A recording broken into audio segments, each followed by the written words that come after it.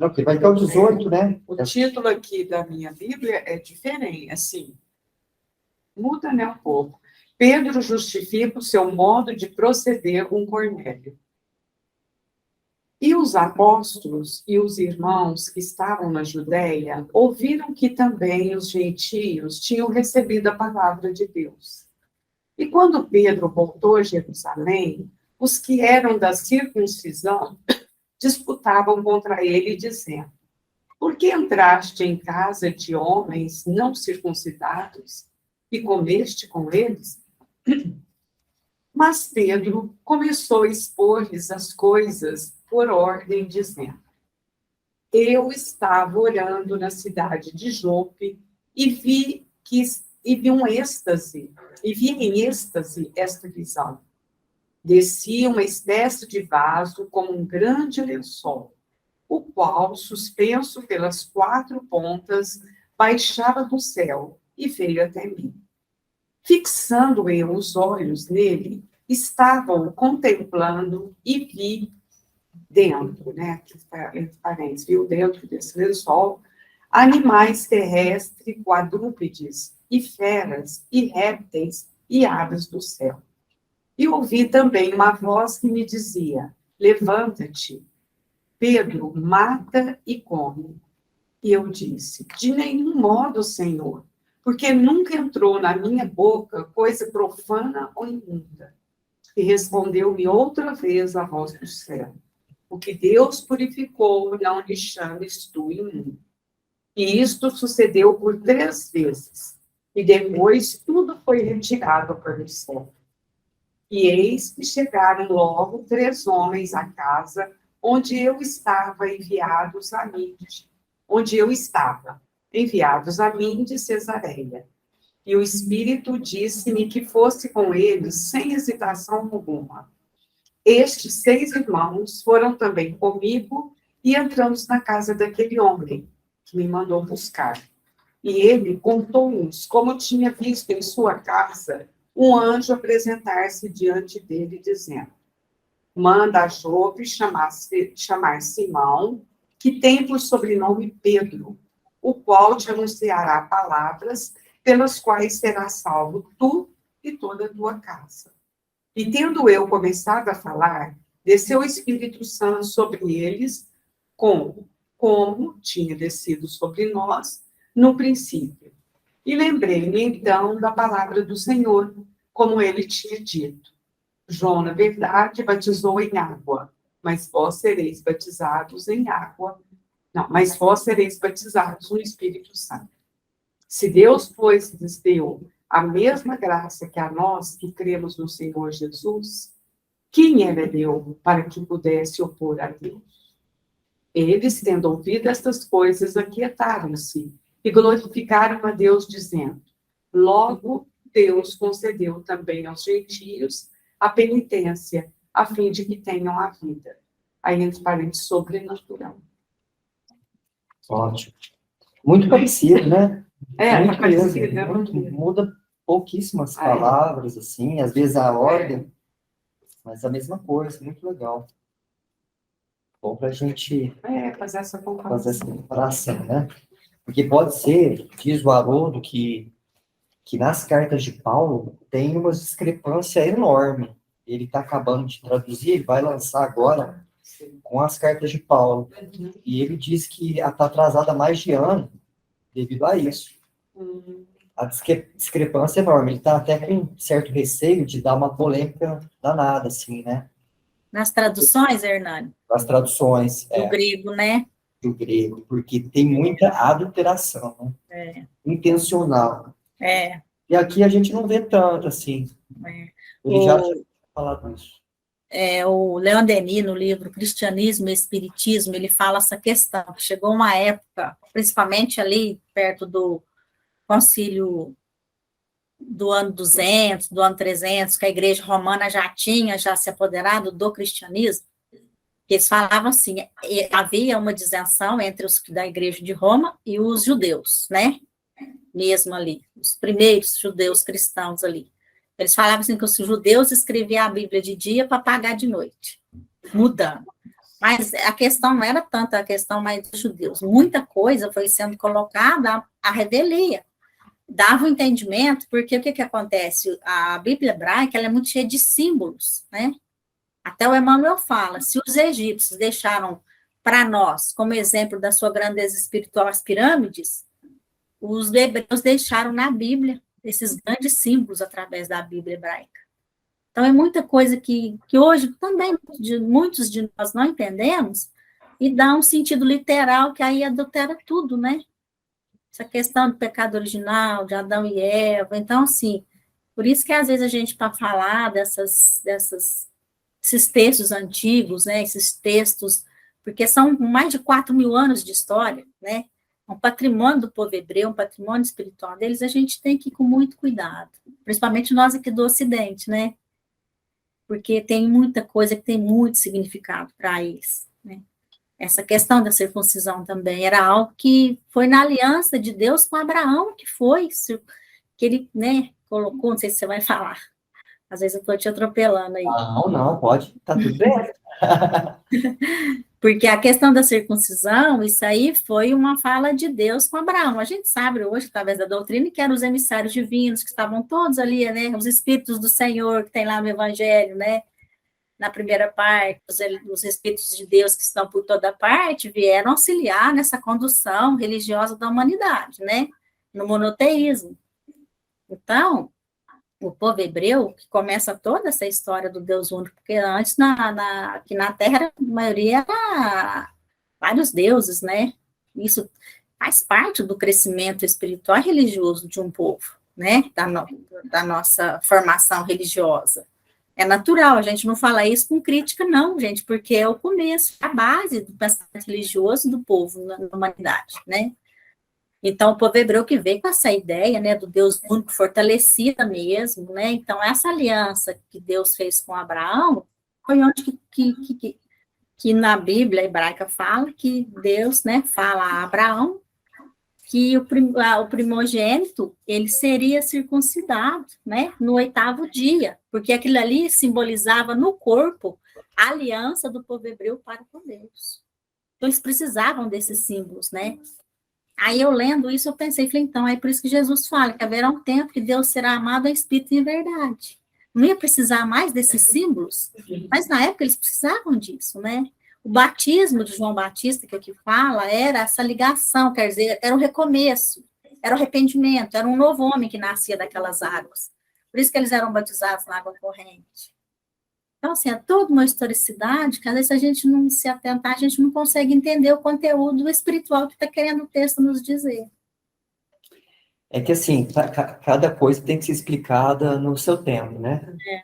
Se você vai explicar alguma coisa para uma criança de 5 anos, você vai ter que usar da forma correta. Concreto, né? Você vai alfabetizar, ou você vai ensinar lá no jardim da infância, tem que usar bem o concreto, né? E nós estávamos naquele tempo, né? Estava na infância espiritual. Agora, assim, a gente ainda está entrando na adolescência, mas éramos crianças ainda, e a compreensão era diferente. E você falou muito bem. Quando Jesus fala para a mulher samaritana lá no poço de Jacó, né? Que Deus seria entendido em espírito e em verdade, né? Ou seja, em qualquer lugar, e sem esses símbolos. Sem símbolos, sem rituais, né? Sem rituais, a gente começa já hoje em dia a compreender isso, principalmente pela doutrina espírita, né? E aqui tem essa questão dos animais que estavam impuros, né? Que Pedro não quis alimentar daqueles, não queria fazer aquilo que Deus estava falando para ele, que a gente sabe que são, né? A circunstância que estava acontecendo, porque ali já era um sinal que precisava evangelizar os gentios também, não era só o povo eleito que precisava ouvir a palavra de Deus, que a palavra de Deus vem para todos, e já estava na hora de ser chegada até os gentios, né? Então, o que eu penso aqui? Que tudo que vem de Deus não tem nada impuro. Nós que tornamos as coisas impuras, pela nossa imperfeição, né? Isso mesmo. Esse texto de hoje, essa perícope, né, que vai do 1 ao 18, na verdade, o miolo dela, que vai do 5 até o 15, na verdade, é uma cópia do que a gente já estudou na outra, né? Ele só vai repetindo o que aconteceu. porque ele chega em Jerusalém depois de voltar de Jope, né? E, com certeza, todos aqueles acontecimentos, né, dos fenômenos mediúnicos que aconteceram, deu uma repercussão antecipada lá em Jerusalém. E quando Pedro chega de volta na casa do caminho, os apóstolos, os discípulos já querem saber o porquê que ele levou aquele conhecimento, né, para os gentios. E aí eu vou fazer uma pausa, porque ele fala assim, ó, e ouviram os apóstolos e os irmãos que estavam na Judéia, que também os gentios tinham recebido a palavra de Deus. E a gente, até hoje, ouve muito falar isso, né? Você precisa entender a palavra, você precisa levar a palavra de Deus. O que seria essa palavra de Deus, né? É meramente aí o escrito da Bíblia? O que é essa palavra? Eu acho que é algo mais fundo, eu queria que vocês, de repente, pensassem sobre isso. Deixa eu engrossar essa pergunta aí, então. Opa, vamos lá. Nessa aí também, e o Espírito Santo? Seria a espiritualidade superior também, quando ele fala Espírito Santo? Foi uma forma de falar dos espíritos superiores? Seria isso? Sim. Você estava na outra reunião, Ives? Estava assim, né? tava. Acho que eu comentei sobre isso, assim, que os dois... Você até comentou, mas na outra reunião que foi, eu estava chegando, eu estava entrando, que fazia muito barulho, eu não estava escutando direito, não sei se vocês estavam... Então pode ser que eu tenha deixado passar essa parte. Imagina. A gente comentou sobre a questão do Espírito Santo, né, os dois entendimentos que tem dentro das Escrituras Sagradas. E dentro do Ato dos Apóstolos, quando fala Espírito Santo, são os espíritos, né, um coletivo mesmo. São esses espíritos que em nome de Senhor do Cristo, né, trabalham nessa pleiade aí, juntamente com Cristo, né? Então, seria justamente isso que você falou, os espíritos superiores. Eles vêm para colaborar na propagação da Boa Nova, né? Então, esses espíritos santos, quando falam em línguas, é mediunidade. É a mediunidade de uns espíritos. Não vamos falar puros, que a gente não sabe se é puro, né? Mas que são espíritos elevados, são. Elevados, é. É igual aquela primeira parte lá que Kardec coloca no prefácio do Evangelho, os Espíritos do Senhor, que são as virtudes dos céus, se põem a dizer, são esses Espíritos Santos, né? Ou Santos Espíritos, né? Que já estão numa hierarquia mais elevada, trabalhando com Jesus, né? Na condução da evolução da Terra. Agora, essa palavra aí que você falou, Hernani, a palavra de Deus na Terra é Jesus Cristo. Ele é a palavra, né? Ele é a palavra. É que com o espiritismo, essa coisa do plano espiritual já veio assim, com assinatura, né? O espírito comunicava, dava o nome, tanto é que chamou até doutrina dos espíritos. Agora, na época lá, a grande figura era Jesus, né? Mas o plano espiritual estava na expressão Espírito Santo, porque todas as vezes eles citam o Espírito Santo, eles falam, fulano foi tomado pelo Espírito Santo, né? Como se entidades superiores envolvessem a pessoa, envolvesse o grupo. Então, é diferente da doutrina espírita, né? Da codificação. Chegou alguém, Tony? Oi? Chegou alguém aí? Não. Não? Eu também tive essa impressão. Mas eu acho que é ok. Então, aí tem a questão também que eu comentei na aula passada, né? Na última que a gente teve, que, na verdade, nos escritos gregos, não existe quando dentro do Ato dos Apóstolos, é o artigo indefinido, então fala um Espírito Santo, e não o Espírito Santo. E quando, parece que em João tem uma citação que fala o Espírito Santo. E nesse caso específico, seria a referência à centelha divina de Deus que existe em nós. Seria o Deus imanente, né? Que emanou na sua criação e também fez parte da sua criação. Então, esse seria o Espírito Santo. Quando você está em consonância total com Deus, você está expressando o Espírito Santo, a centelha divina que todos nós temos. Esse sim seria o Espírito Santo. Mas esses espíritos aqui seriam os espíritos mesmo elevados, né? É a equipe, né, vamos dizer assim. Mas essa questão da palavra, depois o Ramon também, Ramon, a hora que você quiser só abrir ele, é importante a gente fazer uma pausa nela, porque a Meire falou bem. A palavra é o próprio Jesus, porque ele é o porta-voz divino. Ele é o verbo. Então, quando Jesus vem até nós com a revelação, ele vem com todo o amor divino. Ele vem nos trazer todo o amor do Criador. Então, a palavra é o próprio Jesus. É por isso que tem aquela passagem lá em João, eu até comentei, eu até coloquei ela aqui, que fala assim, ó. Deixa eu ver aqui. Aquela passagem que fala que nem que pegasse todos os papéis do mundo, daria para escrever tudo o que o Cristo fez, né?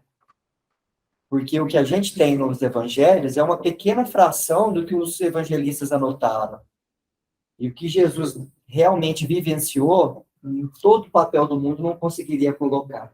Por quê? Porque a verdadeira palavra é Jesus, né? Por isso que ele não escreveu nada. Ô, Hernani, e como o evangelho de João, o evangelista, é um evangelho todo espiritual, ele começa com o primeiro versículo da Bíblia hebraica, que começa assim também. No princípio era o verbo estava com Deus. Então, é como se tivesse assim, essa palavra de Deus, ela se corporificasse em um ser para transmitir a todos nós os ensinamentos de Deus. Por isso que Jesus na Terra é o mais puro reflexo da lei divina. Né? Sim. Fernando, Fala, cara. me ajuda aqui. Na época de Jesus, eles escreviam em papiro. Papiro, é. E na época de Kardec, já tinha máquina de escrever? Já foi no século XVI, né? Escrito, já tinha tudo. E agora computador. Agora é tudo virtual, né? Agora vai até para a nuvem, Antônio Carlos. Às vezes nem precisa escrever, já fica gravado na nuvem. Mas você estava falando aí, quando vocês estavam falando, me ocorreu aquela frase também de Jesus, né? Eu tenho palavras de vida eterna. Porque a palavra é a representação da ideia. Isso em todos os tempos. Seja a palavra, primeiro, é claro que foi a palavra falada, né? Para depois ser a palavra escrita. E ela é representação de uma ideia. E é evidente que as palavras, né, de modo geral, você vê de uma língua para outra, mesmo entre nós, né, uma gama de significados, às vezes, para uma palavra. Então, eu posso usar uma palavra no sentido literal, no sentido metafórico.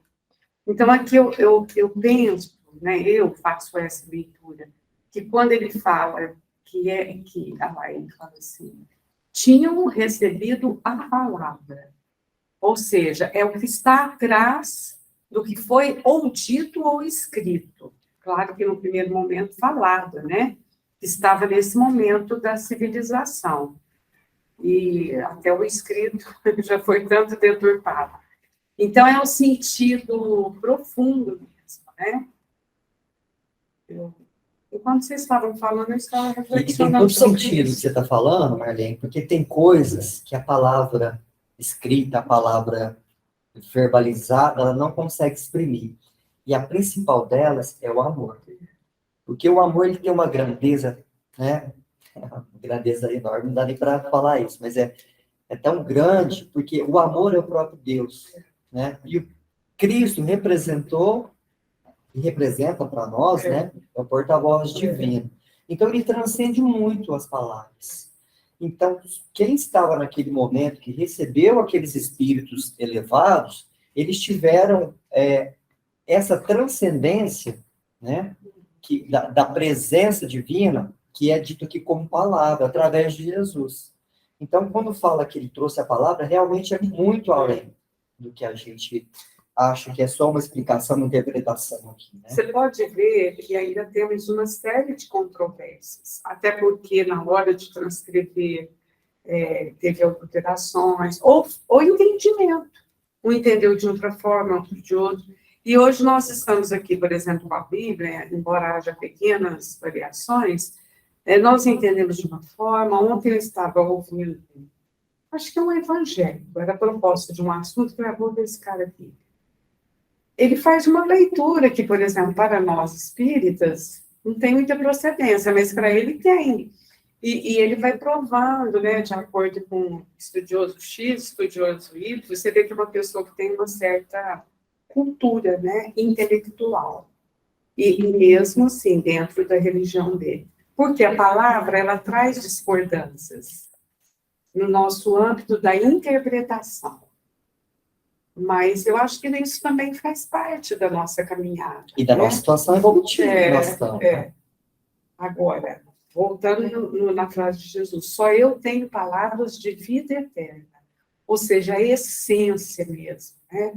Aquilo que se você vai peneirar na religião X, na religião Y, na pessoa tal, na pessoa qual, e o que vai ficar é o que é realmente, né? É o que é realmente. Que é a essência, né? Que é a essência. E aí, pessoal? Ramon, você quer falar alguma coisa? Iris?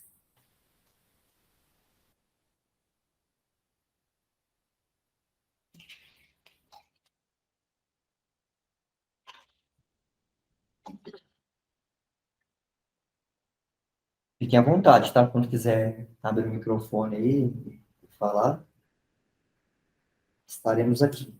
Outra coisa... Interessante, só um minutinho, né? Que ele fala assim, né, o Pedro, que ele estava orando, né, e ele teve uma visão em êxtase. O que é o êxtase? O êxtase é uma elevação, uma transcendência da nossa, vamos dizer, da nossa concentração, da nossa reflexão. Então, quando ele fala que ele teve essa visão em êxtase, seria mesmo um desdobramento, talvez, né, que dentro da doutrina a gente chama assim, os outros religiosos, não sei como eles vão entender isso. E aí ele teve essa visão, né? Aí que manda ele comer aquilo que ele não comia. Isso aqui eu acho que a gente tem que realmente ficar a fundo nisso, né? Que seria uma quebra mesmo de paradigmas. É uma quebra de paradigmas. E aí a gente vai fazer a seguinte reflexão. Naquela época, já estavam querendo fazer isso. E, às vezes, ainda fica aprisionado, né? As pessoas, nós, né, ficamos aprisionados ainda, como diz, no arroz com feijão, e não quer transcender, né? A quebra de paradigma, ela existe sempre, né? Em determinados assuntos. E a gente ainda bate nessa tecla, né, Marlene? Fica ali, ó. E a gente ter superado isso há muito, né? E a gente percebe como que Deus nos respeita. Olha lá, Pedro mata e come, que seria uma afronta para aquela época. Seria, vamos dizer assim, o espírito do mal falando. Porque não podia, né? E eu disse, de nenhum modo, Senhor. Mas ele sabia que estava falando com o Senhor. Olha que interessante. Isso aqui, eu acho que a gente precisava debruçar mesmo. O Senhor, na visão de Pedro, veio trazer uma orientação que era frontalmente contra os hábitos, os costumes, as orientações, né? Aí ele levanta-te, Pedro, mata e come. E eu disse, de nenhum modo, Senhor, porque ele nunca entrou na minha boca coisa profana ainda. E respondeu-me outra vez a voz do céu. Ele insiste em falar que é a voz do céu. Só que as orientações parece que, pelo menos para ele, não era do céu. O que Deus purificou, não lhe chames tu imundo. Né? E isso sucedeu por 3 vezes. 3 é um número cabalístico também. E faz tempo, 3, 7, né? Por que respondeu 3 vezes? Pedro negou Jesus 3 vezes também. E depois, quando foi retirado para o céu. Ah lá, aí chegaram 3 homens, né? A casa onde eu estava enviado a mim de Cesareia. E o Espírito disse-me que fosse com eles sem hesitação alguma. É interessante como que eles tinham, assim, escancarado o chamamento, né? E que eu penso que era muito para eles, como é ainda para nós, né? Agora, é claro que a gente sabe que está escrito aqui, talvez tenha tido as alterações, mas eu acho que o miolo ficou, né? A gente percebe que é uma entrega muito grande pelo propósito, né? Não tem meio termo. Não tem, Você faz a entrega e você sabe o que está fazendo. Muito, muito bom, porque o próprio Cristo, né, quebrou paradigmas desde o início. Primeiramente, naquele tempo as mulheres não participavam de nada.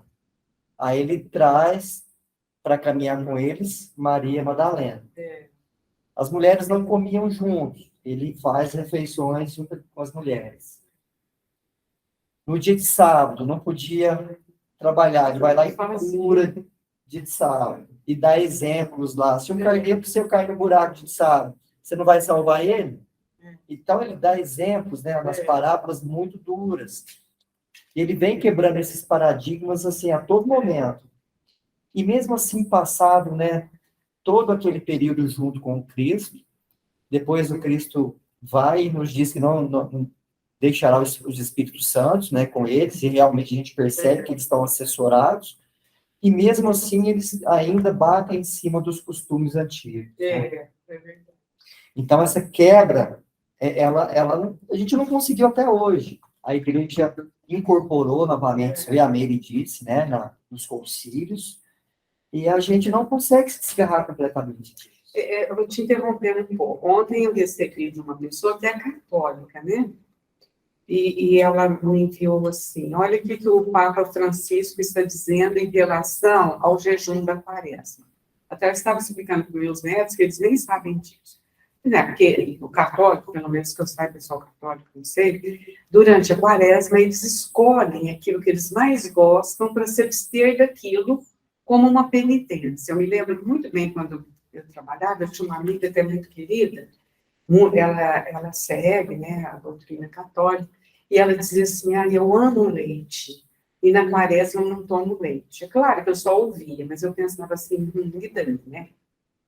E aí, o que o Papa Francisco vem apresentar agora? Ao invés de se abster de coisas, comece a fazer assim, você não tem hábito de cumprimentar uma pessoa na rua, cumprimente.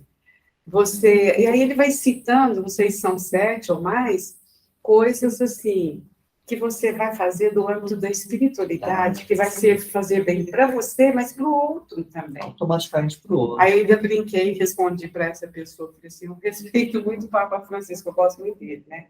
Eu acho ele extremamente ousado para o agrupamento dele, né? Ele tem até algumas pessoas que questionam. Mas é isso, né? É isso. É um passo à frente. É um passo à frente. É isso que a gente precisa fazer, né? Colocar um passo à frente. É claro que a gente não vai julgar aquela pessoa que precisa de uma imagem para estabelecer a fé dela. Isso é importante para ela. Mas a partir do momento que você compreende que, independentemente disso, você consegue acessar, ali já tem um outro sentido. É isso que a gente está falando, é um passo à frente. Pessoal, vocês fiquem à vontade aí. Iris, Ramon, Meire. Estou só recebendo tratamento. Tá. Só não, né? Está recebendo tratamento, né, Ramon? Também. Por exemplo, voltando aí o caso dessa minha amiga, né? A época, hoje eu não tomo leite mais, mas a época eu também tomava, também gostava muito, e ela também, a gente tinha esse ponto comum. Aí ela dizia que ia fazer essa penitência porque era o que ela mais gostava. E eu gostava também, mas não fazia um jejum, né? Hoje, né, já faz algum tempo, eu não tomo mais. Mas não é por penitência, é porque eu vi que não faz bem para mim e tal, eu mudei meus hábitos. Mas, independente da penitência ou não, o leite, ele vai fazer bem apenas para o seu físico, porque é um elemento físico, né? Por exemplo, eu também gostava como era e deixei de tomar, porque eu vi que convinha à minha saúde. Agora, eu deixar de tomar por uma penitência, claro, se deixar de fazer uma coisa que você gosta, é sacrifício, mas é sacrifício só do físico, né? Assim, até se aquela ausência do leite ou de qualquer alimento te fazer pensar nas pessoas que não Sim. têm, pode te remeter ali, pode ser uma ponte, né? Mas em si, ela não muda nada se não tiver essa ponte. Vamos supor, eu tomo 1 litro de leite por dia, faz de conta, né? Então, eu não vou tomar durante 40 dias, eu vou doar 40 litros de leite Isso. para quem precisa. Sim, não estou censurando essa minha amiga, que é uma pessoa que eu gosto muito. Estou trazendo essa reflexão, né? Para ver como a gente fica assim muito arraigado nas coisas da matéria, né? E não somos só eles, nós também, em outros aspectos, talvez, né? Verdade. É. Bom, outro ponto que eu queria conversar com vocês foi da questão da sabedoria que Pedro teve, né? Porque parece que assim que ele colocou os pés lá em Jerusalém, houve tipo que um bombardeio, né? De questionamentos. Pô, Pedro, como é que você vai levar a palavra assim a pessoas impuras, né? Que os gentios eram tidos como impuros, que eles não eram circuncidados, não faziam os rituais de Deus. Opa, boa tarde. Como que você faz isso, né? E a gente percebe que o Pedro, de uma pessoa totalmente rude, que era, né, quando foi escolhido, temperamento super forte, tem uma clareza e uma disposição para poder passar tudo o que aconteceu e, entre aspas, convencer, né, aqueles que estavam lá, que realmente era a presença de Deus, através dos espíritos elevados ali, que estava naquele momento para todos. Então, eu acho que é uma lição que a gente tem que trazer para o nosso dia. Quando temos que passar uma informação, qualquer informação que seja, né? Principalmente quando ela é importante, como ela é, a gente usar das ferramentas que nós sabemos no Espiritismo, da meditação, da oração, né, da prece, se preparar para passar uma mensagem. Porque às vezes a gente passa umas mensagens tudo atropelada. E o Pedro vem nos ensinar essa cautela. E outra coisa, você falando aí que foi me ocorrendo. Ele, de pronto, ele estranhou aquilo, porque não fazia parte do entendimento dele. Ele questiona. É um outro aviso para nós. Quer dizer, a gente pode questionar, né? Mas aí depois, além do questionamento, para lá do questionamento dele, ficou a confiança em Deus, né? Mas ele questionou. Isso eu acho legal também no Pedro. Apesar de ele ser... Eu acho bacana isso nele, né? Porque ele se mostra realmente, assim, puro, né? Dentro da rudeza dele, ele era puro. E quando ele questiona, ele dá oportunidade para receber o ensinamento, ficou para nós também. Ótimo. E que ficou para nós. Né? E a questão do livre-arbítrio, né? Porque, por mais que nós estamos com uma inspiração do alto, nós temos o nosso livre-arbítrio de aceitar o... E se ele pega e fala assim, ali pro espírito que conversou com ele em êxtase lá, não, eu não vou comer não, eu não vou. Pode não ir. Não é? Poderia ter feito. Poderia, nossa vida, ela, Deus não dá o livre-arbítrio para isso. Mas por isso que a gente tem que estar vigilante, porque se a gente perde uma oportunidade como essa... Para ficar na sintonia, né? Ficar na sintonia. Mas o Pedro questionava, mas de vez em quando ele ficava... Ele captava quase Até que sempre, Jesus eu acho. falou. Só que o primeiro Quem impulso te dele era disse? questionar. Foi meu pai. Ele está certo, eu não acho que ele está errado. A doutrina espírita nos fala muito isso, né? Questionamento é sadio, né? Até certo ponto, quando ele não vira uma obsessão. Uma obsessão. Ele é muito sadio. É verdade. O que os amigos falam sobre isso? Os amigos aí da virtual estão muito quietos hoje. Amigo, para ajudar na É. dica.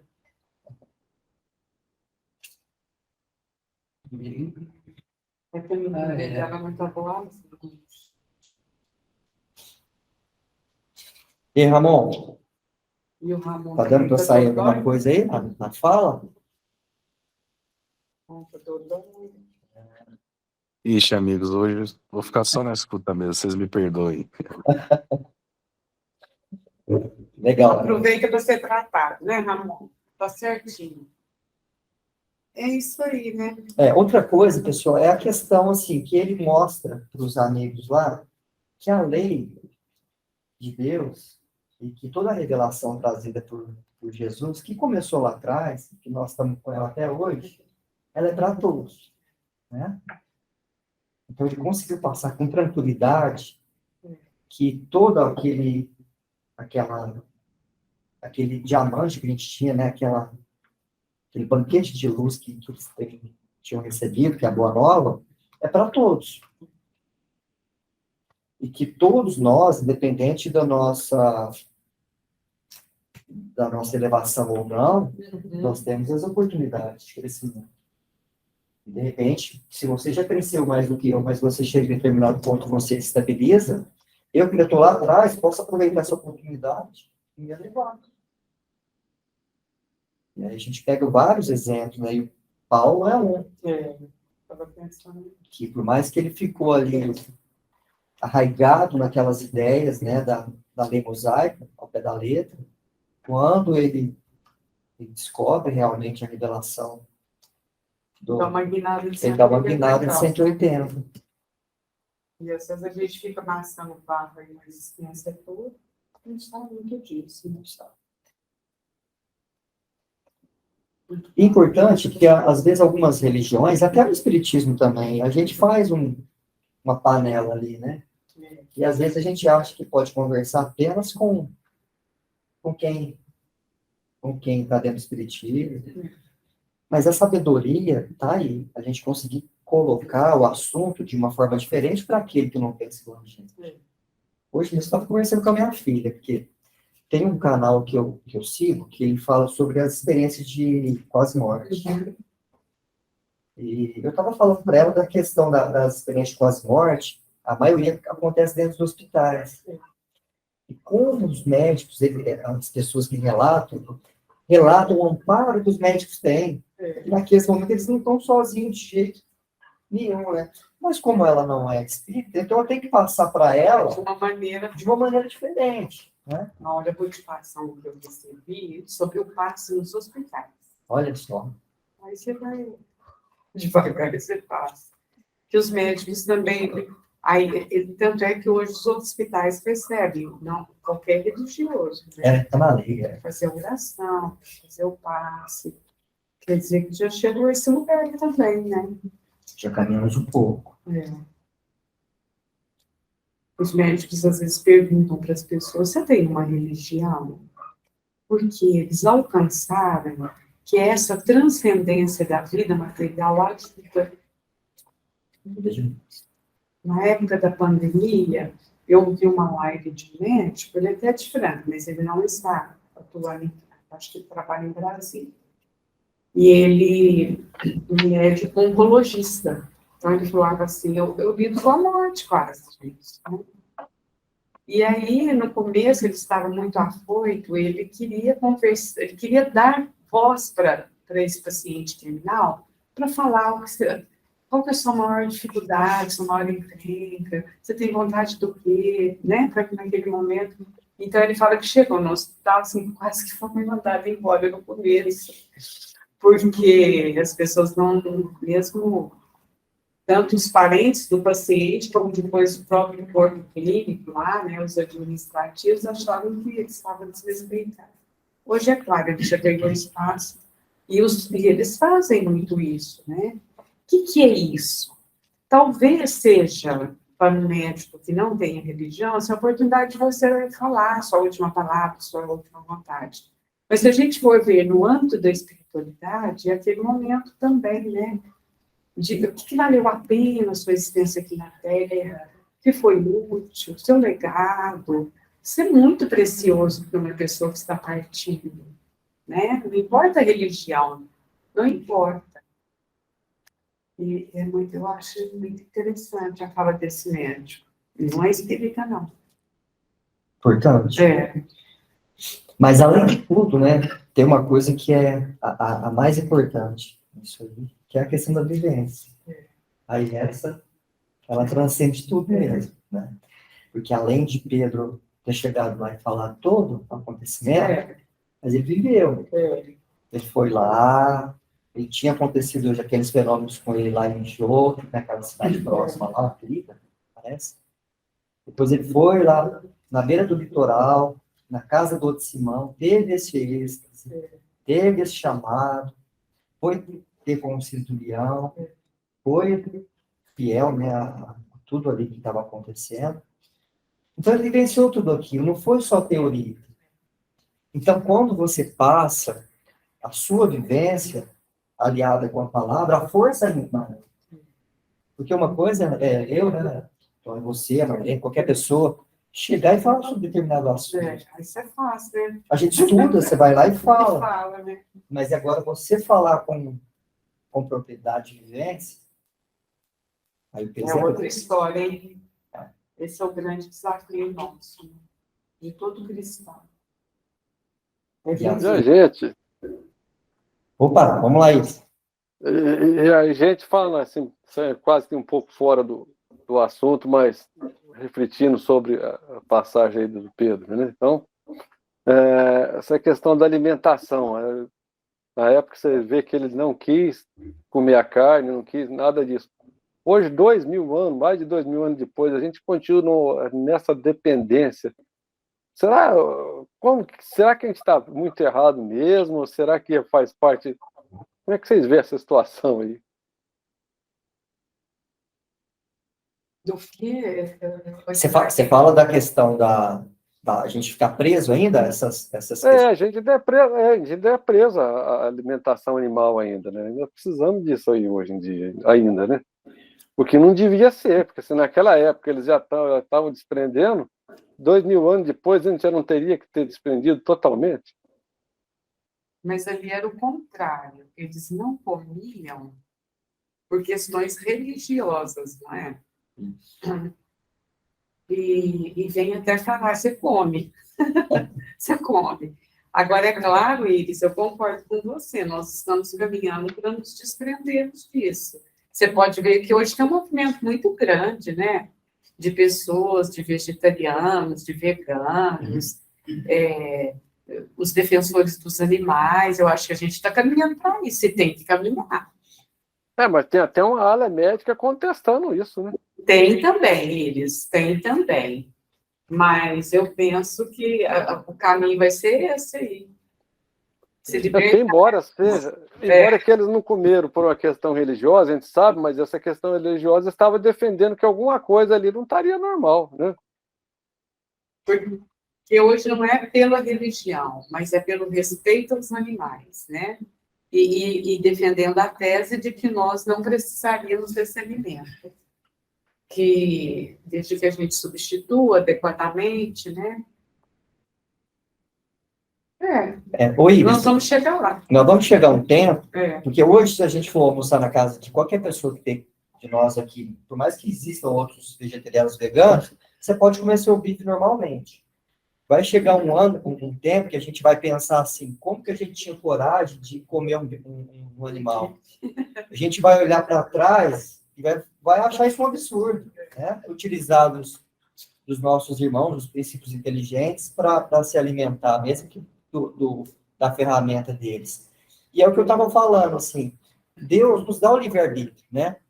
Conforme o nosso conhecimento vai se ampliando, individualmente, nós vamos tomando as nossas decisões, os nossos caminhos. E muitas vezes eles vão se unindo e formam um coletivo, é o que a gente está vendo hoje, esse movimento aí crescente. Mas individualmente, eu convivo com uma pessoa que é vegetariana, é muito importante, é muito interessante a gente ver essa conscientização, como que as pessoas conseguem ter uma consciência até em idade muito muito inferior a nós, crianças, adolescentes, jovens, é muito importante. Então, eu acho que é o respeito de Deus por nós, viu, Ives? Ao nosso tempo. Tem uma mãe aqui, ela trazia, agora a menininha já cresceu, ela levou para outra turma. A mãe é vegetariana e a criança também é, né? E o pai não. Aí ela contando que o pai estava lá fazendo o seu bifão, acho que um churrasco, não sei. Uma menininha, assim, de 3 aninhos. Papai, isso é bicho? Porque não tinha outra resposta para dar. Você come isso, papai? Olha isso. A menina, 3 aninhos, né? E isso aí. Eu acho que a gente está caminhando. Tá. Eu fiz essa pergunta porque eu sou muito dependente da carne, viu, gente? Eu não estou falando que eu não como, não. Eu sou muito dependente. Eu preocupo com isso algumas horas. Porque... Eu também preocupo. Por mais que eu tente diminuir, mas já tentei até parar, mas é muito difícil mesmo. Tem que ir pelas bordas, né, Iris? Mas eu acho que a humanidade está caminhando. Agora, tem um monte de coisa atrás disso, né? Tem um monte de coisa. Comem tudo. Comem tudo. Tem os médicos que aprovam, né? Você tem que fazer uma observação. Tem outros que não falam. Tem os que não têm interesse, porque eles vivem disso. Se você parar de comer boi, como que eles vão fazer? Eles têm saídas. Por hora, eles não querem, né? Entendeu? Tem uns documentários muito interessantes aí espalhados pelos streams ali. Eu já assisti alguns. E é isso que a Marlene falou. São interesses diversos. É interessante como ser humano. Então, o que eu penso? Nós, né? Eu vou falar de mim. Eu ainda como isso, mas eu tenho regrado cada vez mais, né? E na próxima, talvez, eu já nasça uma família igual essa criança, que a mãe já não come, já... Porque tem tudo isso também, né? Você foi educado. E o que eu observo hoje? Os jovens, eles não são muito ligados à carne, não. Eu tenho um neto que, nossa, ele quase não come nada, né, de carne. Mas você insiste, ele não come. Parece que já veio naturalmente, né? Eu acho que você convive com os jovens mais evoluídos, porque os que eu conheço, pior do que gato. Né? Esse que eu estou falando não é evoluído, não. É só o apetite. Os que eu conheço é pior do que gato para comer carne. Não, eu tenho uns que gostam também, tem de tudo. Pessoal, eu quero fazer uma leitura aqui do livro Caminho, Verdade e Vida. Como a gente não vai colocar na tela, queria que vocês prestassem atenção aqui. Chama Jesus Veio. Jesus veio, mas aniquilou-se a si mesmo, tomando a forma de servo, fazendo-se semelhante aos homens. Isso está em Paulo, carta aos Filipenses, capítulo 2, versículo 7. Muitos discípulos falam de extremas dificuldades por estabelecer boas obras nos serviços de confraternização evangélica, alegando o estado infeliz de ignorância em que se compraz imensa percentagem de criaturas da terra. Entretanto, tais reclamações não são justas. Para executar sua divina missão de amor, Jesus não contou com a colaboração imediata de espíritos aperfeiçoados e compressivos, e sim aniquilou-se a si mesmo, tomando a forma de servo, fazendo-se semelhante aos homens. Não podiam ir ter como Salvador em sua posição sublime. Todavia, o Mestre veio até nós, apagando temporariamente a sua auréola de luz, de maneira a beneficiar-nos sem traços de sensacionalismo. O exemplo de Jesus, nesse particular, representa lição demasiado profunda. Ninguém alega conquistas intelectuais ou sentimentais como razão para desentendimento com os irmãos da terra. Homem algum dos que passaram pelo orbe alcançou as culminâncias do Cristo. No entanto, vemo-lo à mesa dos pecadores, dirigindo-se fraternalmente a meretrizes ministrando o seu derradeiro testemunho entre ladrões. Se teu próximo não pode alcançar-se ao plano espiritual em que te encontras, pode ir ao encontro dele, para o bom serviço de fraternidade e da iluminação, sem aparatos que lhe ofendam a inferioridade. Recorda a demonstração do Mestre Divino. Para vir a nós, aniquilou a si próprio, ingressando no mundo como filho sem berço e ausentando-se do trabalho glorioso como servo crucificado. Tá aí, pessoal, porque a gente estava falando de Jesus, né, que ele é a palavra, e muitas vezes a palavra, né, o amor, o sentido mesmo, para ser absorvido, nós precisamos levar ele, precisamos ter disposição. E foi como eu disse, às vezes as pessoas não entendem, né?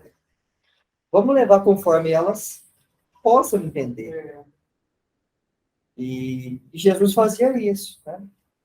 Ele levava ali conforme a necessidade das pessoas, conforme a evolução daquele momento.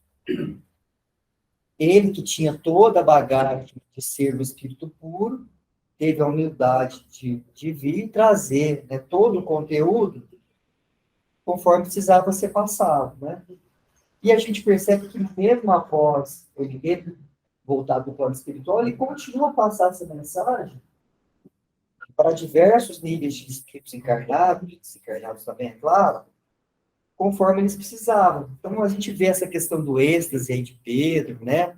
Dessa informação, dessa quebra de paradigma, sendo apresentada a qualquer momento. Então, a humildade e o respeito do amor divino por nós é imenso. E o quanto ele respeitava, né? Eu acho que o fato dele ter convidado para trabalhar essas pessoas humildes, outros turrão, cada um de um jeito, é um grande ensinamento para nós, né? Está contando com as pessoas, então você pode vir para a minha turma, pode te receber bem. Você está pronto, né? Acho que é a grande mensagem. Você vai ficar pronto à medida que você caminhar comigo, né? Sim. É isso que vai te dar prontidão. Você não precisa estar pronto para caminhar comigo. E todos os discípulos, a gente verificou isso, né? E o que me chama muita atenção, que as pessoas, às vezes, batem na tecla do Judas. O Judas conviveu com ele que fez isso. Né? E nós também fazemos. E também, assim, a questão do estudo, né? A gente percebe que pela história de Judas, o contexto é outro. A intenção dele era outra, né? Era bem altruísta até, se pensar bem. Mas é que ele esperava um Messias guerreiro, né? Fosse libertar o povo da opressão. Exatamente.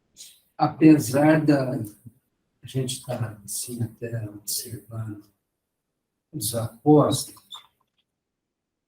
vendo que eles eram assim, humanos igual a nós, mas o que eles enfrentaram depois e fizeram, agora a gente fala, Foi pancada por todo lado, hein? todos foram martirizados. Eles divulgaram, cada um foi para um lado, o papel deles, né? Fundamental, né? E aí, Meirinho? Então, aí, pegando um gancho que a Marlene falou, né, que cada apóstolo tinha sua dificuldade, como qualquer um de nós.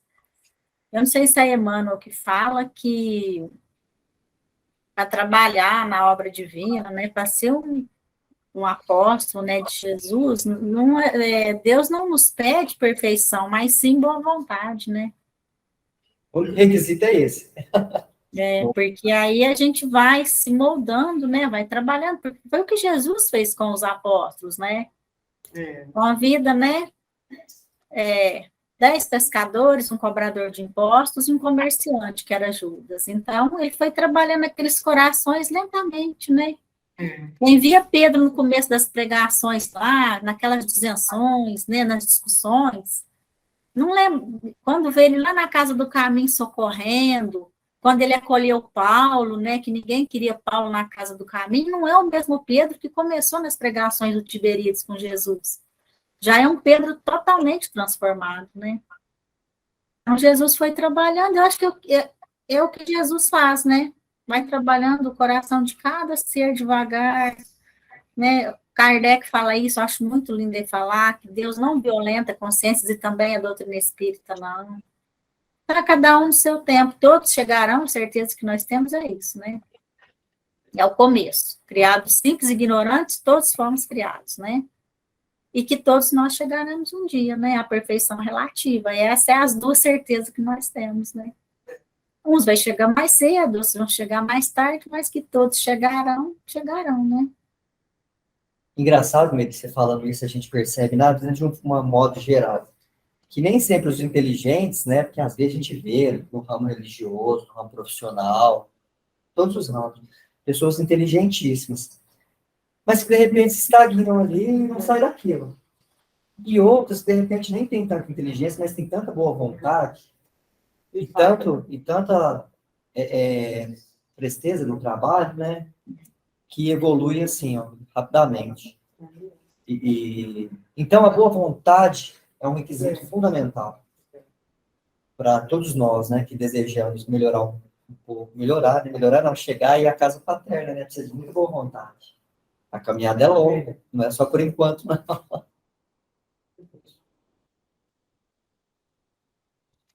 Mas chegaremos, né? Esse é o conforto que todos nós temos.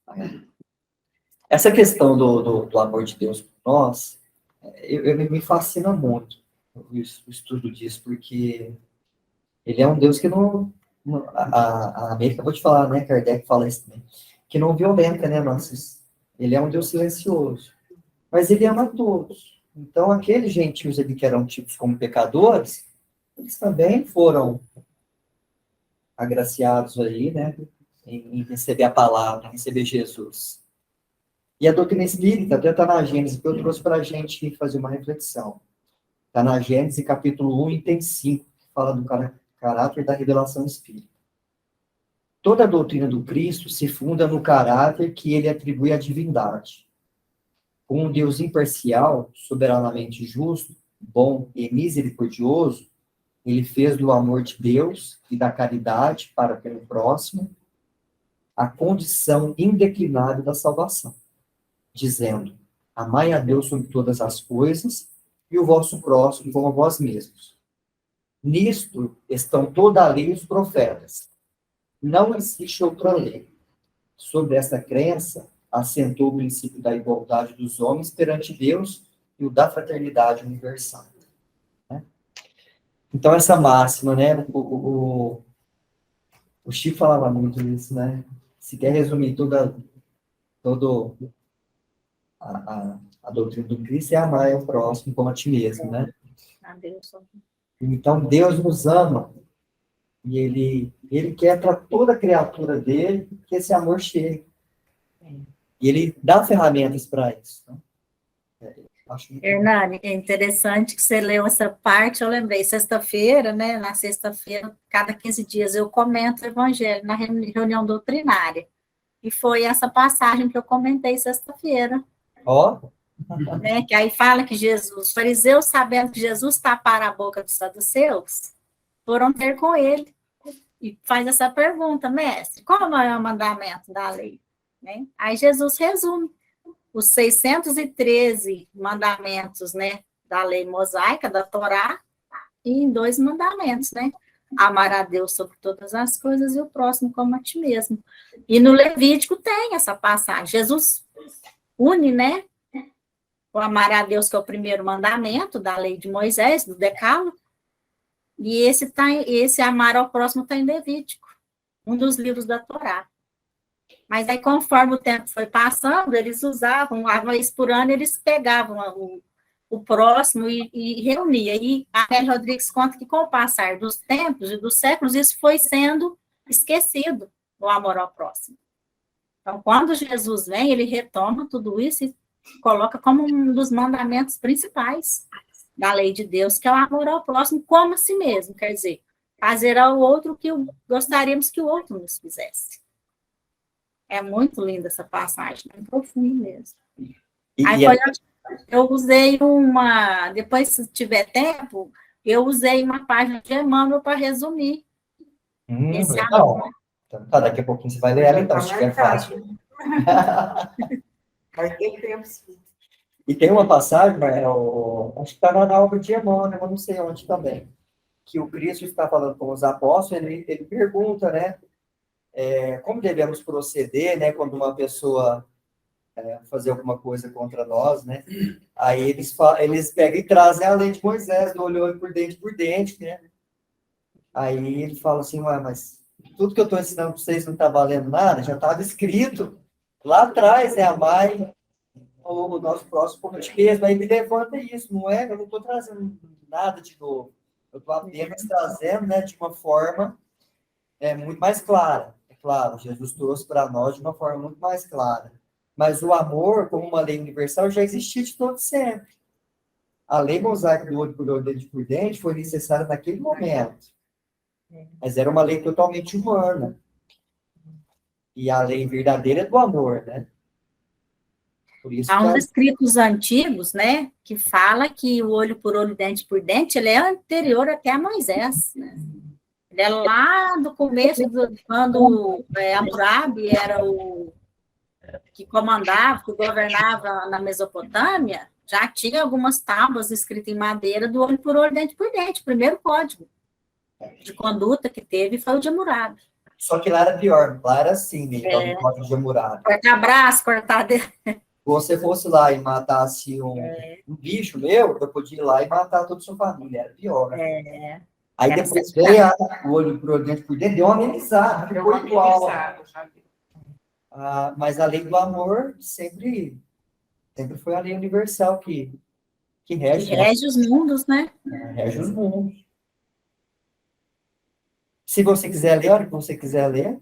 Vou lhe pegar, que tá dando na minha bolsa. Eu também tirei, tá? Só um minutinho que eu vou pegar. Da Babilônia. Estava contido em pedras, né? Parece que eram em pedras, né? As leis eram em pedras também. Você vê como a gente tem dificuldade até hoje de praticar essa lei. Tá. A gente tem muita dificuldade. Das pequenas coisas, né, Marlene? Das coisas. A gente falava antes ali daquela questão do estacionamento. Exatamente. Pequenas coisas. Pequenas coisas. Um arroz com feijão. Então, essa lapidação que o Amém falou e do apóstolo, né, Pedro, que é o personagem principal da nossa leitura aqui, que ele teve uma mudança circunstancial, né, de temperamento, de forma de abordagem. Nós temos que buscar essa lapidação, né?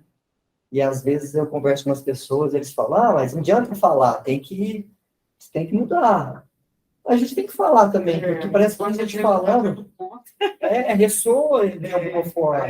Na hora H, você escuta. Como você fala, ressoa em você, ressoa em mim. Agora, transformar individual de cada um.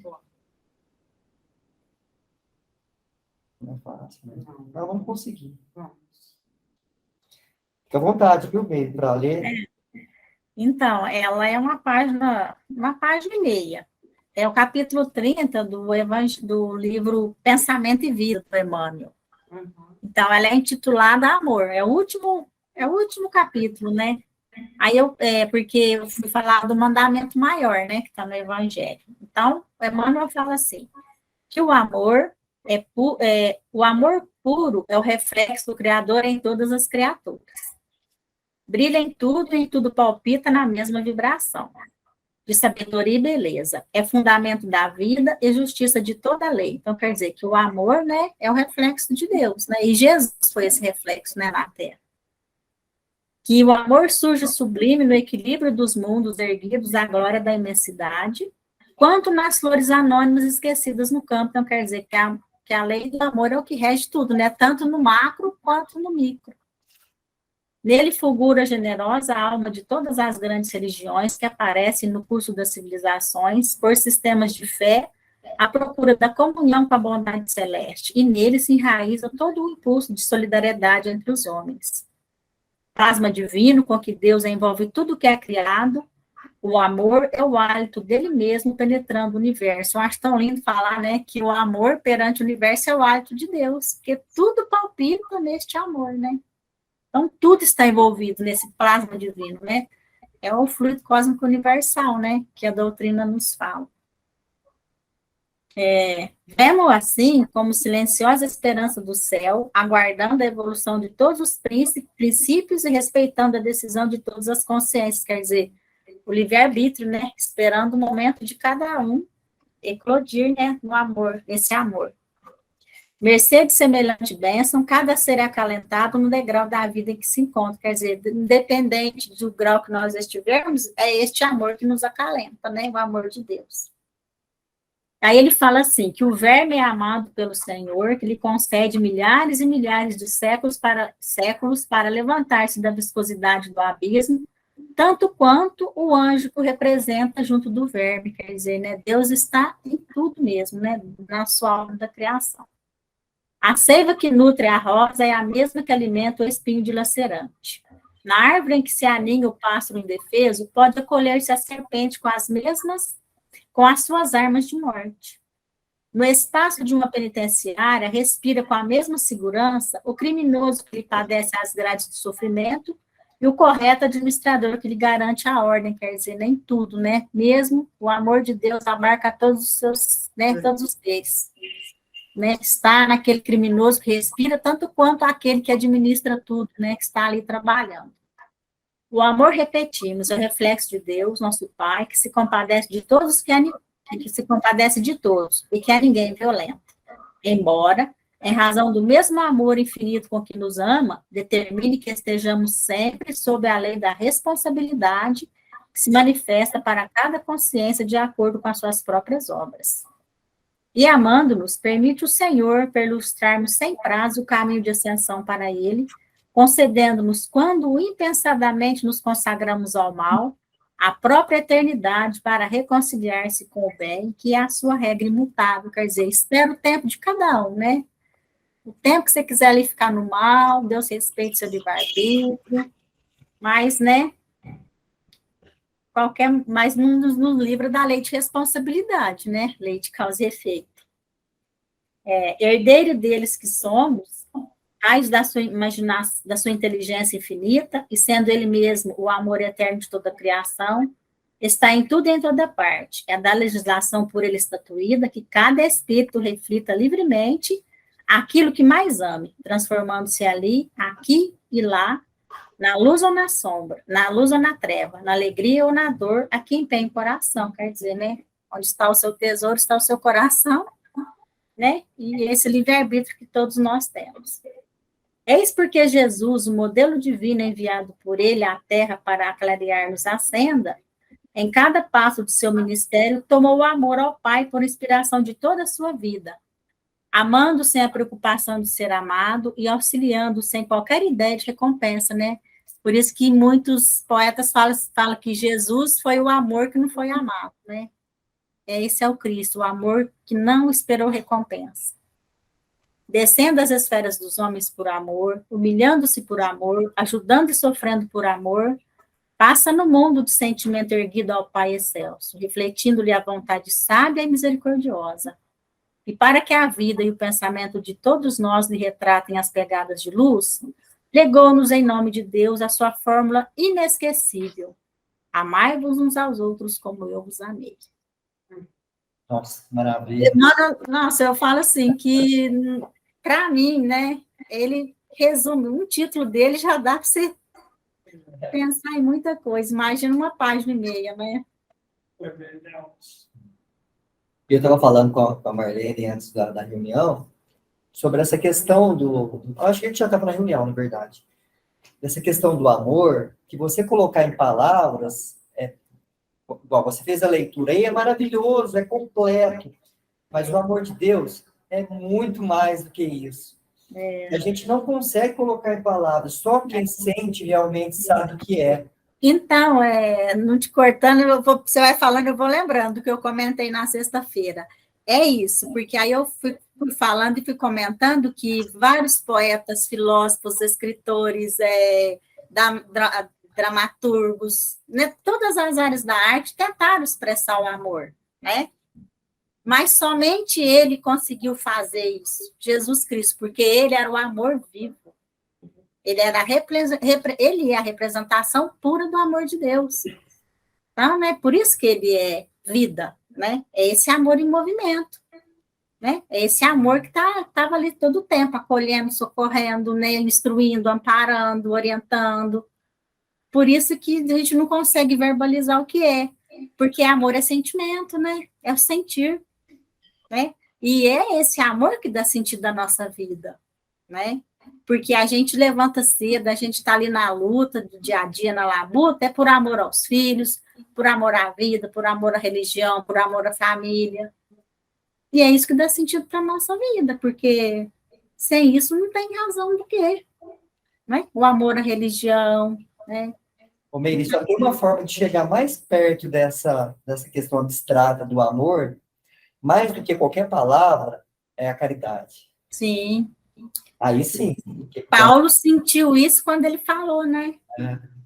Ainda que eu falasse, né, todas as línguas dos anjos, tivesse todo o dom de profecia, se não tiver amor e caridade, né, nada só, é um sino, só faz barulho. Justamente. No amor ao próximo que você consegue perceber mais o amor. Por mais que ele seja abstrato nas palavras, é o que o Chico fazia. Às vezes a pessoa chegava lá num desespero tão grande por ter pedido um ente querido, por ter pedido uma pessoa amada. Ele podia falar mil coisas maravilhosas, mas ele abraçava e chorava junto. Hernani, aí parece que nós estamos na sintonia, porque o comentário que eu faço é de 15 minutos, né? E aí, o último momento, eu contei uma passagem do Chico. Olha aí, conta de Conta para nós. Porque aí eu refleti o amor ao próximo como que fizesse com a gente mesmo. Aí eu comentei, né? Porque o Chico, ele escreveu mais de 10.000 cartas de socorro às famílias, né? De familiares que desencarnavam e trazia essas notícias, né? Principalmente para as mães, que virou até um filme, né? As Mães Chico Xavier. Então, assim, conta-se que certa vez uma mãe, o filho dela, o único filho dela de 25 anos, ele desencarnou pelas portas do suicídio. Então, ela ficou muito desesperada, né? Então, ela vai e ela morava em outro estado. Ela ficou sabendo de Chico, né? Porque naquela época ele participava de pinga-fogo, né? E estava, assim, muito... a mídia, né? Estava muito em cima de tudo que Chico fazia. Os artistas iam muito em Uberaba.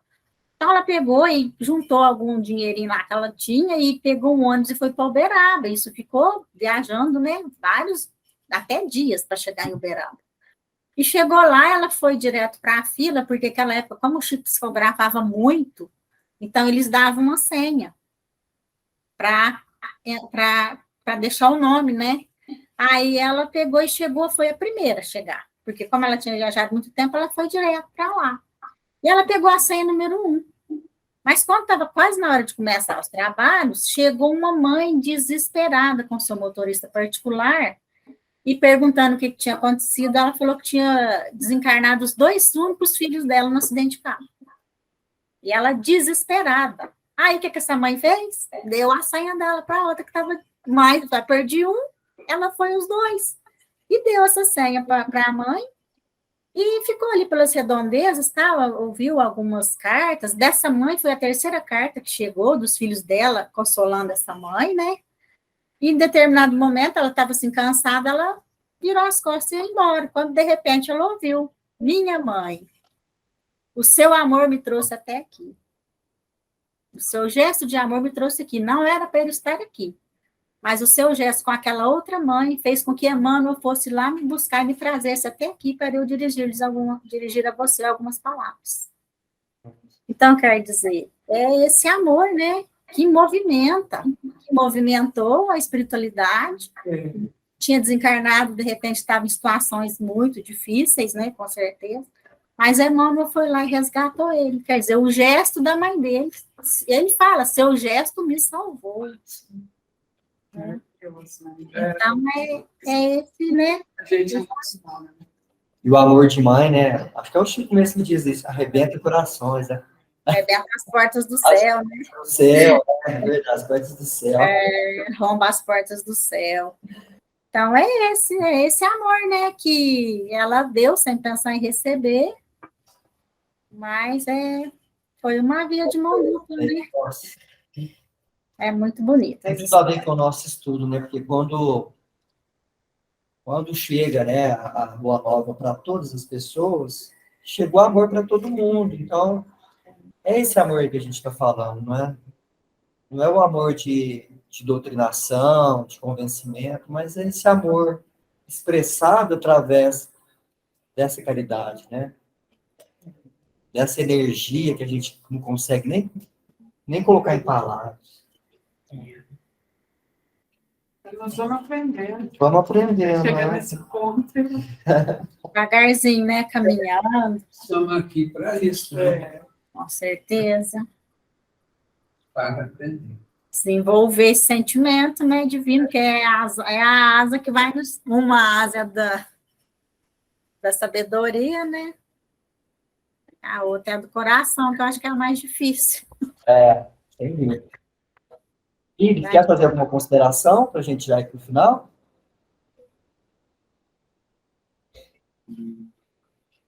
Não, tá tranquilo, tá muito bom ouvir vocês aqui, tá ótimo. Obrigado, Luiz. Ramon, quer fazer alguma consideração? Sei que você está aí no repouso aí, mas se quiser fazer alguma consideração para a gente finalizar.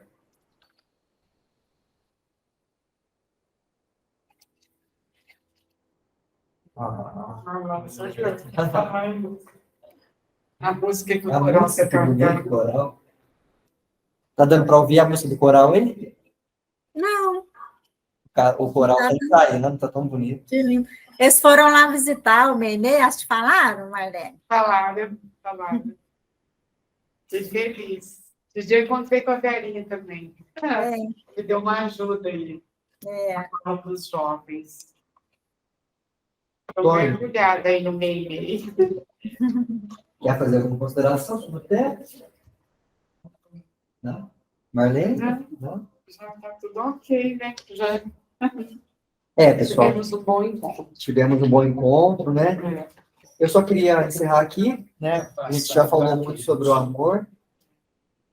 Que fala assim, ó, o João.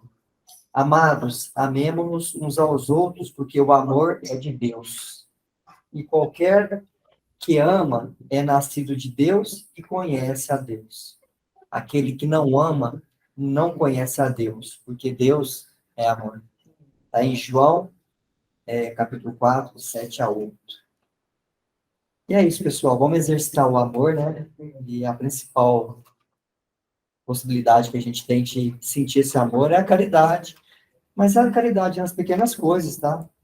Vamos falar um oi com uma pessoa que está no nosso dia a dia, vamos falar que a gente quer muitas pessoas do nosso lar, né? Nossa família, que às vezes a gente deixa de passar essas oportunidades. Vamos sorrir no nosso trabalho, vamos fazer algo pequeno, que a gente consegue de tijolinho em tijolinho fazer uma assentação um pouco maior.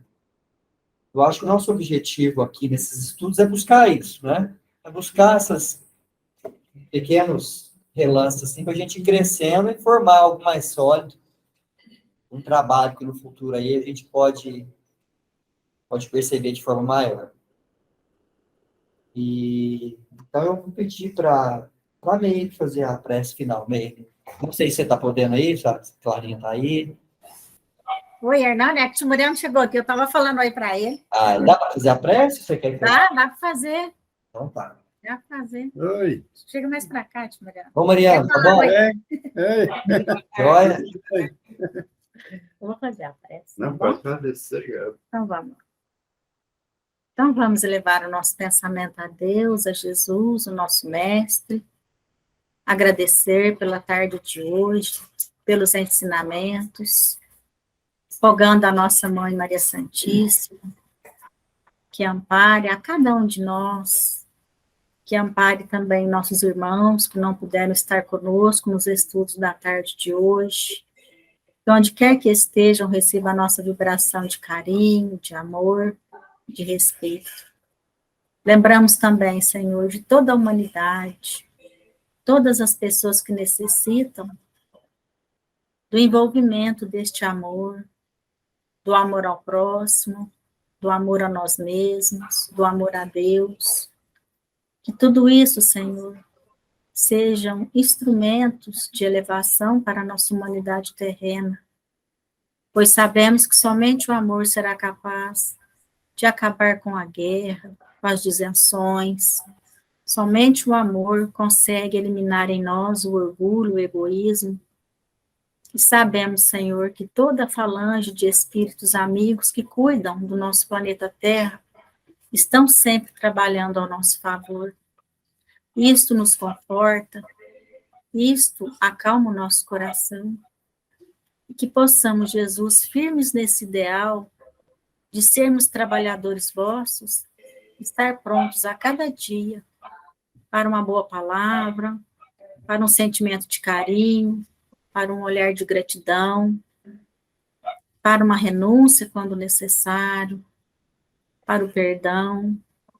Sabemos ainda que somos instrumentos imperfeitos, mas que através do vosso amor nós podemos realizar algo. E isso, Senhor, é motivo de agradecimento. Mais uma vez agradecemos, Senhor. Encerramos os nossos estudos da tarde de hoje. Que a paz, a esperança, o amor e a caridade esteja com todos nós, por todos os dias da nossa vida. Que assim seja. Sim, seja. Sim seja. Seja. Isso aí, amigos. Bom Fiquem domingo. com Deus, gente. Boa semana. O dia que der certo, eu vou presencial, tá? Vai ser. Filhinhas. Esperar a minha pequenininha ficar mais firmezinha, que ela tá bem carente esses dias, Não, tá certo. tá bom? Melhor. Tchau, fiquem com Deus. Ramon, Boa semana para todo mundo. Muito obrigado. Viu? Até aí. E aí? Tchau, fiquem com Deus. Deus. Tinha 3, tá, né?